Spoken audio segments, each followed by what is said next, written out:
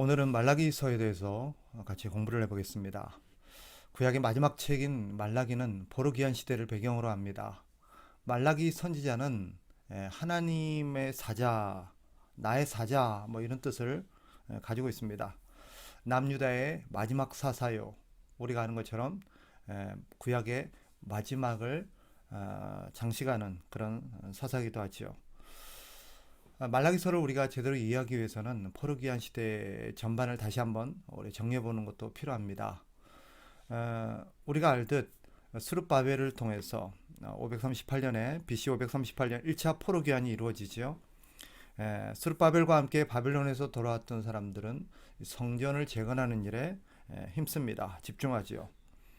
학개와 스가랴 선지자가 하나님의 말씀을 전하며 이들의 섬김을 도왔고 또 독려했죠. 그리고 은혜 가운데 하나님의 성전이 완공이 됩니다.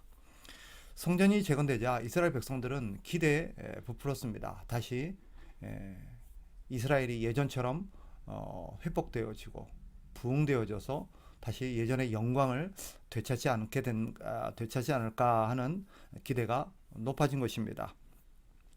그리고 나서 458년 BC 458년 2차 포로기환이 이루어집니다.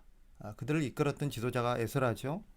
에스라는 여러 유다 사람들을 데리고 그리고 또 제사장들과 레인들을 데리고 돌아옵니다. 그래서 재건된 성전의 기능과 역할들을 다시 회복시키고 또 하나님의 말씀으로 백성들을 가르치면서 성전 중심의 삶, 하나님 중심의 삶을 살아갈 수 있도록 그들을 가르치고 여러 가지 어떤 사회적인 문제들을 개혁합니다. 특별히 그들이 얼마나 하나님의 말씀에서 떠나 있는가, 하나님의 뜻이 무엇인가를 하나님의 말씀인 율법을 통해서 그들을 가르침으로써 그들의 신앙을 새롭게 각성시키고 재건하는 일들에 힘씁니다. 그리고 에스라가 귀환한 지 13년 후에 BC 445년 마지막 세 번째 포로기환이 이루어집니다. 이 포로기환을 이끌었던 지도자가 느헤미야입니다.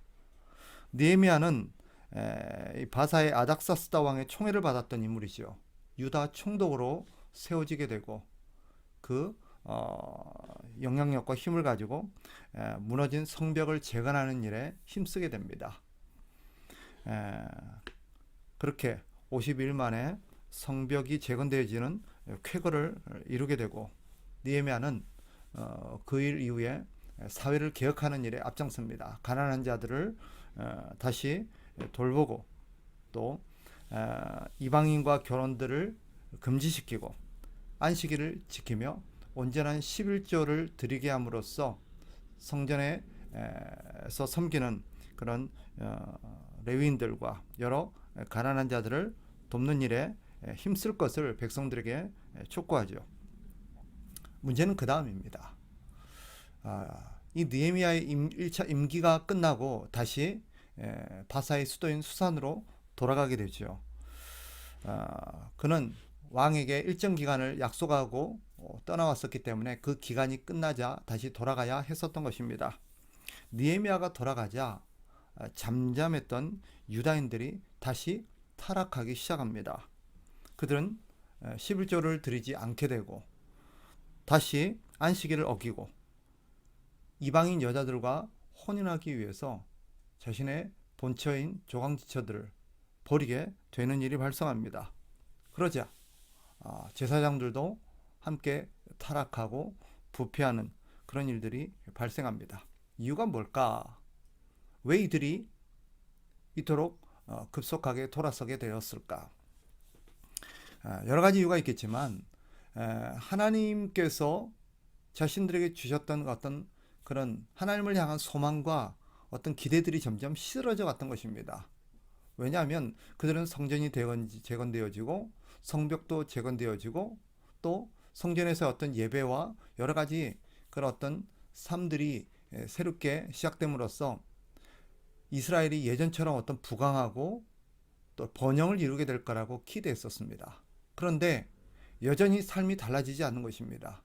여전히 그들의 삶은 바뀌지 않았죠. 나라 사정은 여전히 포로 상태에 있었고 경제적으로도 번영과 이런 것들이 아직은 이루어지지 않았던 것입니다. 그러자 사람들이 전부 다 먹고 사는 일에 힘쓰게 되고 잘 살고 경제적인 어떤 번영의 쪽에만 힘을 쓰게 되자 점점 사람들은 하나님으로부터 멀어지기 시작했던 것입니다. 자연스럽게 예배가 소홀해지기 시작하고 11조를 드리지 않게 되어지자 레위인들이나 또 제사장들조차도 점점 하나님을 섬기는 일에 소홀하게 되고 그들의 역할들이 지금 시들어지게 되는 것입니다. 이처럼 느헤미야가 없는 동안 사회가 아주 급속도로 타락하게 되고 형식주의 그리고 부정부패 여러 가지 도덕적 타락들이 일어나게 되자 하나님께서 마지막으로 이 백성들을 다시 각성시키고 사회적인 개혁을 시도하고자 보냈던 선지자가 말라기입니다. 이 말라기 선지자가 하나님의 백성들 이스라엘 백성들에게 했었던 내용들을 보면 전체 4장으로 이루어져 있는데 하나님과 백성들 사이에 논쟁의 어떤 형식으로 이루어졌다는 것을 읽어볼 수 있습니다. 쭉 보시면 하나님께서 이스라엘 백성들에게 하나님의 유다 백성들에게 하나님의 뜻을 말하면 백성들은 그것에 대해서 반박하고 우리가 언제 그랬냐고 이런 식으로 항변하는 하나님과의 어떤 논쟁하는 형식으로 이 말라기서가 구성되어 있다는 것을 보게 되었죠. 꼭 그렇게 나눠야 되는 건 아니지만 6개의 어떤 논쟁 어떤 방식으로 나눠 볼 수가 있습니다. 1차 논쟁이 1절부터 5절까지의 내용이죠. 거기 보면 하나님께서 이스라엘 백성들에게 내가 너희를 사랑했다 라고 말하니까 백성들이 하나님 우리를 언제 사랑했냐고 이렇게 항변합니다. 그들은 하나님의 사랑을 외적인 환경과 자신들의 경제적인 번영과 자기들의 기대가 이루어지는 것에서 찾았기 때문에 그런 것들이 이루어지지 않자 하나님이 자기들을 사랑한다는 것을 인정하지 못하게 된 것입니다. 두 번째 논박이 1장 16절부터 2장 9절까지 이어집니다. 여기서 하나님은 이스라엘 백성들에게 너희가 나를 공경하지 않았다. 너희는 나를 공경하지 않았다 라고 말하니까 또 백성들이 항변하죠. 우리가 언제 하나님을 공경하지 않았습니까? 하면서 그 내용들이 이루어집니다. 그들은 하나님 앞에 그저 형식적으로 나아가서 예배를 드리고 제사를 드리면 그것으로 하나님을 공경하는 거라고 생각했습니다. 자기들의 삶이나 자기들의 어떤 중심은 하나님께서 하나님으로부터 멀어져 있어도 형식적인 어떤 예배만 제사만 드려지면 그들은 하나님을 향해서 의무를 다하고 그것이 충분히 하나님을 공경하는 거라고 생각했던 거죠. 하나님은 거기에 대해서 문제를 제기하는 것입니다. 그리고 세 번째로 하나님께서 그들에게 얘기하시는 부분이 2장 10절부터 16절까지입니다. 여기서는 하나님께서 하나님의 백성들의 신실하지 못한 가정생활과 어떤 여러 가지 삶들에 대해서 지적을 하시죠. 그들은 앞서 말씀드린 것처럼 자신들의 어떤 욕심과 정욕으로 인해서 자신의 가정을 깨뜨리고 배우자를 버리고 이방 여인들과 결혼하고 하나님이 금하신 결혼들을 서슴없이 했던 것입니다. 그 가운데서 얼마나 많은 사람들이 고통을 받고 또 가정들이 깨어지고 이런 일들이 벌어지죠. 하나님은 그런 문제를 지적하십니다. 그러자 여전히 이들은 자신들이 언제 그렇게 가정을 깨뜨렸느냐라고 하나님 앞에 반박하죠. 그리고 네 번째 논쟁이 2장 17절부터 3장 5절까지 이루어집니다. 여기서는 하나님께서 같은 맥락에서 하나님이 너희 때문에 내가 너무 고통을 받고 있고 내가 너희 때문에 너무너무 머리가 아프다. 너희 때문에 내가 너무너무 괴롭다. 이렇게 말씀하시니까 우리가 언제 하나님을 괴롭혔습니까? 우리가 언제 하나님을 괴롭혔습니까? 라고 얘기하는 대목입니다. 하나님이 그들을 향해서 너희가 나를 괴롭게 한다. 너희가 나를 고통스럽게 한다 라고 말했던 것은 하나님을 향한 어떤 것보다도 그들이 이웃을 향해서 저질러졌던 이웃을 향한 어떤 범죄와 악한 행위들을 또 그들을 돌아보지 못한 그들의 이기적인 삶에 대한 지적입니다. 우리가 아는 것처럼 하나님께서는 지극히 작은 자 하나에게 한 것이 곧 나에게 한 것이다 라고 말씀하셨죠. 즉 이스라엘 백성들의 문제가 무엇이었습니까? 하나님을 섬기는 것과 이웃을 섬기는 것이 별개라고 생각한 거죠. 하나님 앞에 형식적인 의무만 다하면 이웃에게는 아무런 상관이 없다. 이웃에게는 아무렇게 대해도 하나님께 자기들이 잘못한 것이 없다고 생각했던 것입니다. 그러나 하나님은 뭐라고 말씀하세요? 이웃 한 사람에게 한 것이 곧 나에게 한 것이다. 즉 하나님을 섬기는 것과 이웃을 섬기는 것이 별개가 아니라는 것을 이 말라기서를 통해서 말씀하고 있는 거죠. 그리고 다섯 번째 논쟁이 3장 6절부터 12절까지 이루어집니다. 여기서는 하나님께서 백성들에게 너희가 지금이라도 회개하고 나에게 돌아와라. 나에게 다시 돌아와라. 라고 말씀하시죠. 그러니까 백성들은 우리가 어떻게 해야 회개할 수 있으며 어떻게 해야 하나님께 돌아가는 것입니까? 왜냐하면 그들의 질문 속에는 우리가 회개할 일이 무엇이 있으며 우리가 하나님한테 떠난 적이 없는데 우리가 어떻게 하나님께 다시 돌아가느냐라고 말하는 의도가 담겨 있습니다. 하나님은 아까 말씀드렸죠. 하나님을 섬기는 것과 이웃을 섬기는 게 별개가 아니라는 그런 전제에서 말씀하시는 거예요. 그러니까 하나님께 돌아와서 하나님을 향한 의무를 다하고 하나님을 섬긴다는 것. 이것은 곧 자신의 과오들을 하나님 앞에 용서를 구하고 뉘우치고 하나님을 섬기는 것과 이웃을 섬기는 게 별개가 아니라는 것을 인정하고 이웃을 하나님을 섬기듯 이웃을 향한 의무와 이웃에게 악을 행하는 것들을 금지하는 것입니다. 멈추는 것이죠. 하나님께서 그런 구체적인 방법을 위해서 그들에게 요구한 게 뭐냐면 11조였어요. 우리는 말라기서를 생각하면 11조가 제일 먼저 떠오르죠. 말라기서는 그래서 교회에서도 보통 보면 언제 많이 사용하느냐 11조를 요구할 때 성도들에게 11조를 드리라고 얘기하기 위해서 이 말라기서를 많이 인용하긴 합니다. 그러나 이 말라기서에서 11조를 얘기했을 때는 사실은 11조 자체가 목적이 아니라 11조를 드리기 위한 의도가 더 중요합니다. 그런데 하나님께서 왜 이들에게 11조를 드리라고 했는지 그 의도는 우리가 생각하지 않은 채 그저 11조 자체에만 초점을 두는 경우가 많이 있습니다. 하나님께서 하나님의 백성들에게 11조를 드리라고 했었던 데는 의도가 있습니다. 그 11조의 용도 때문이에요. 그 11조는 바로 헐벗고 가난하고 굶주리고 우리 주변에 있는 그런 가난한 이웃들을 향한 우리의 의무를 얘기하는 것입니다. 11조를 들음으로써 그 11조를 가지고 주변에 가난하고 굶주린 영혼들 이런 것들을 우리가 돌아봐야 된다는 것 이런 것들을 하나님께서는 가르치시기 위함이었습니다. 하나님께서 11조라는 어떤 종교적 의무 자체가 중요한 게 아니라 그 11조를 통해서 우리가 이웃을 향한 우리가 어떤 의무와 어떤 태도를 가져야 되는가를 가르치고자 했던 거죠. 또 한 가지가 있습니다. 하나님께서 백성들에게 11조를 드리라고 한 것은 또 하나의 의도가 뭐냐면 사람들이 11조를 못 드렸던 이유가 이 돈은 내가 먹고 살아야 되고 이 돈이 없으면 내가 살기가 어렵다라는 두려움과 염려 때문이었습니다. 그런데 하나님께서 그럼에도 불구하고 11조를 드리라고 하고 요구한 것은 그것을 통해서 너희를 먹이고 너희를 돌보는 존재가 하나님이라는 것을 가르치기 위함이었습니다. 너희 힘으로 먹고 사는 게 아니라 너희 노력으로 사는 게 아니라 내가 너희를 돌보기 때문에 내가 너희를 이렇게 양육하기 때문에 사는 거다. 지금 너희가 사용하고 누리는 모든 것들이 내가 준 것이고 내가 너희 인생을 책임지고 있다. 그러니 너희는 돈을 의지하지 말고 나를 의지하고 나를 섬기며 나를 신뢰하면서 내가 너에게 부여한 그런 삶의 바른 태도들을 견지하고 살아라라는 의도가 11조에 담겨 있었던 것입니다.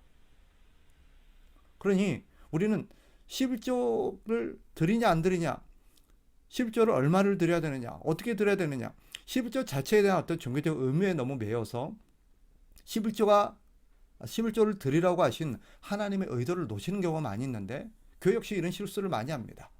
아니죠. 11조 자체를 드리고 안 드리고가 중요한 게 아니라 그 11조를 드리라고 하신 하나님의 의도가 중요한 것입니다. 가난한 사람들은 먹을 게 없는 사람들은 11조를 드릴 수가 없죠. 그럼 그들은 죄를 범하고 잘못한 거냐? 아닙니다. 11조는 두 가지의 어떤 신앙 고백이 담겨 있습니다. 내가 내 이웃을 향한 내 의무를 다하며 그들을 하나님을 섬기듯 하나님의 말씀에 순종함으로써 하나님을 향한 그런 사랑과 순종이 이웃을 향해서 나타나야 된다는 것을 내가 믿고 고백하는 신앙의 고백이 담겨 있고, 또 한 가지는 내가 먹고 사는 것이 내 힘으로 먹고 사는 것이 아니라 하나님의 은혜와 돌봄 속에서 내가 먹고 산다는 것을 고백하는 신앙 고백이 담겨 있는 것입니다. 하나님 그 고백을 원하는 거예요. 11조라는 어떤 물질 자체가 아니라 하나님은 그런 신앙 고백을 원하시는 것입니다. 이것이 이 다섯 번째 논쟁 3장 6절에서 12절까지에 담겨 있는 하나님의 의도고, 이 백성들에게 가르치고자 했던 거죠.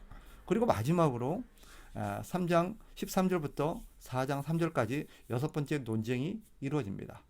여기서는 하나님께서는 하나님을 경외하는 자들을 존귀히 여기고 내가 그들을 이렇게 복을 줄 것이다 하는 얘기가 나옵니다. 백성들은 자신들이 하나님을 존귀하게 여기고 살아왔다라고 생각했을지 모르지만 하나님 실상은 그들이 하나님을 존귀하게 여기지 않았음을 말씀하십니다. 그리고 진실로 하나님을 존귀하게 여기는 것이 무엇인지를 앞에서 말씀했죠. 하나님 앞에 하나님을 존귀히 여기는 것은 실상은 하나님을 향한 우리의 의무뿐만 아니라 이웃을 향한 우리의 의무, 그런 의무들을 다하는 것이 실상은 하나님을 존귀하는 것입니다.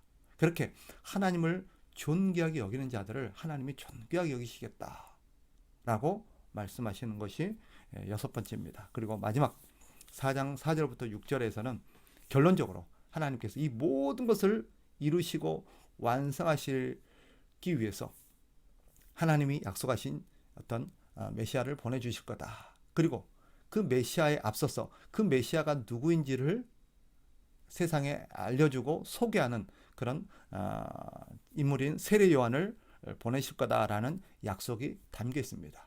그리고 구약의 역사가 끝나죠. 하나님은 예수 그리스도와 그 예수 그리스도 앞서서 세례 요한을 보내주실 거라는 내용을 통해서 이 말라기서를 마무리합니다. 즉, 이 말라기서를 통해서 하나님께서 우리에게 말씀하시고자 하는 것은 뭐냐? 우리의 하나님을 향한 우리의 관계라는 것이 하나님과의 어떤 수직적 관계뿐만 아니라 이웃과의 수평적 관계도 연관되어 있다라는 것을 말씀하시는 것입니다.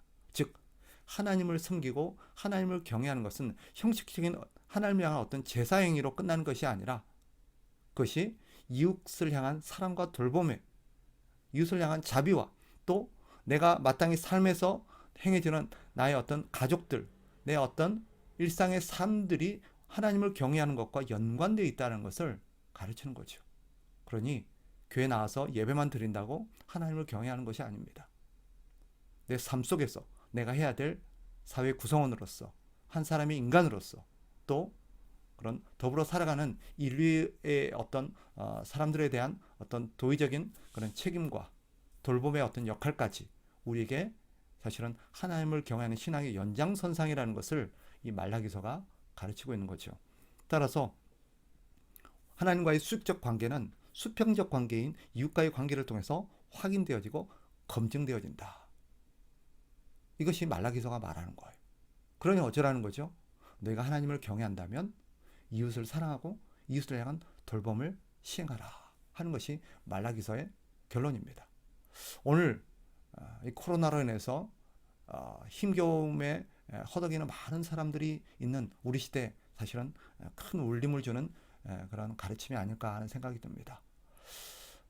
지난번에도 제가 말씀드린 적이 있지만 그리스도인들에게는 콩 한 쪽도 나눠 먹을 수 있는 그런 우리가 넉넉해서가 아니라 우리가 하나님을 사랑하고 하나님을 경외하기 때문에 그들을 돌아볼 수 있는 그런 마음, 더 나아가서 우리는 우리 힘으로 먹고 사는 게 아니라 하나님의 은혜로 먹고 살기에 우리가 하나님의 뜻에 순종하고 하나님이 하라고 하신 일을 행하며 살 때 우리의 필요는 하나님이 채우신다라는 그런 믿음의 동기에서 우리는 그렇게 나눔과 배품을 실현하며 살아야 된다라는 것이 오늘 우리가 이 말라기서를 통해서 깨닫게 되는 어떤 결론이 아닌가 생각합니다. 여러분들 힘겹고 어려운 상황에 있다는 거 압니다. 그럼에도 불구하고 우리는 하나님을 믿는 사람입니다. 하나님을 사랑하고 경외하는 사람입니다. 그런 사람들의 삶이 어떠해야 되는지 말라기서가 교훈하고 있습니다.